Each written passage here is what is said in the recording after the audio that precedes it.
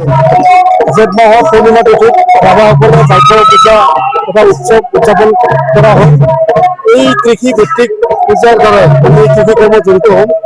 আজি আমি উত্তৰ পশ্চিম তামোলপুৰ ভাগ্য পূজা উদযাপন সমিতিৰ উদ্যোগত দিনজোৰা কাৰ্যসূচীত বিভিন্ন কাৰ্যসূচীৰে আমি উদযাপন কৰোঁ। ইয়াত প্ৰথমতে আমাৰ পূজা স্থাপন হয়, তাৰপিছত ধৰ্ম ধ্বজা উত্তোলন কৰা হয় আৰু কিছু খেল ধেমালি মেলা খেল তাৰোপৰি ধৰ্ম আলোচনা তাৰপিছতে আমাৰ আছে কৃষি প্ৰদৰ্শন সন্ধিয়া সাংস্কৃতিক এনেধৰণৰ বিভিন্ন উলহ মালহেৰে আমাৰ আজি এই ভাগ্য উৎসৱ উদযাপন কৰা হয়। আমাৰ এই ভাগ্য উৎসৱটো এটা ৰাভাসকলৰ কাৰণে বিশেষ দিন, বিশেষ তিথি।